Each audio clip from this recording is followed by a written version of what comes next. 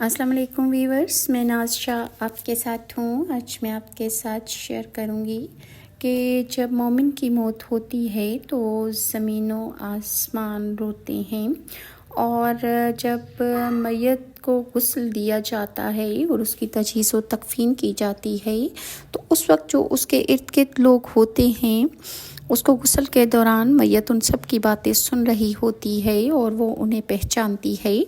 بہقی نے شعب الایمان میں حضرت علی سے روایت کی ہے کہ 2 مومن دوست تھے اور 2 کافر دوست تھے۔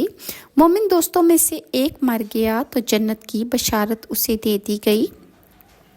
اسے اپنے دوست کی یاد آئی تو اللہ کی بارگاہ میں عرض کرنے لگا کہ اے اللہ، میرا فلاں دوست مجھ کو تیرے رسولوں کی اطاعت کا حکم دیتا تھا، وہ مجھے نیکی کی ترغیب دلاتا تھا اور مجھے برائی سے روکتا تھا اور کہتا تھا کہ تو خدا سے ضرور ملے گا۔ میرے اللہ، میں اس کو میرے بات گمراہ نہ کرنا حتیٰ کہ وہ مجھ سے ملاقات کرے، اور اس کے ساتھ اسی طرح راضی رہنا جس طرح تو اب مجھ پر راضی ہے۔ آخر جب دوسرا دوست مرتا ہے تو دونوں دوست آپس میں ملتے ہیں تو حکم ہوتا ہے کہ دونوں کو ایک دوسرے کی تعریف کریں۔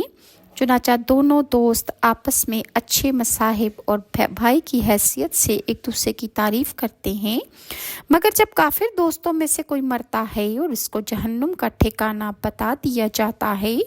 تو وہ اپنے دوست کے بارے میں کہتا ہے کہ اے اللہ، وہ مجھے تیری اور تیرے رسولوں کی نافرمانی کرنے اور برائی کی ترغیب دیتا تھا۔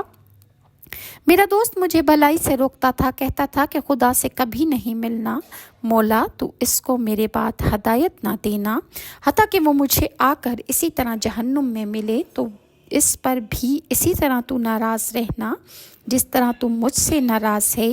چنانچہ جب اس کا کافر دوست مرتا ہے تو دونوں دوست جہنم میں آپس میں ملتے ہیں تو ایک دوسرے کو برا ساتھی اور برا بھائی بیان کرتے ہیں۔ ابو نعیم نے لیث بن سعد رضی اللہ عنہ سے روایت کی ہے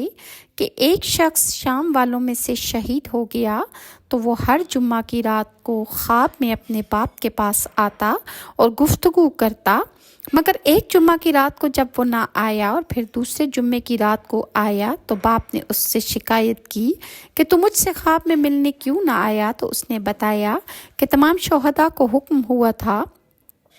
کہ وہ حضرت عمر بن عبدالعزیز کے جنازے میں شرکت کریں کہ جو اس وقت فوت ہو چکے ہیں، اور اسی طرح میت اپنے غسل دینے والے اور اپنی تجہیز و تکفین کرنے والے لوگوں کی باتوں کو سنتی ہے، اور میت کو تمام آوازیں جا رہی ہوتی ہیں اور وہ سب جو اس کے ارد گرد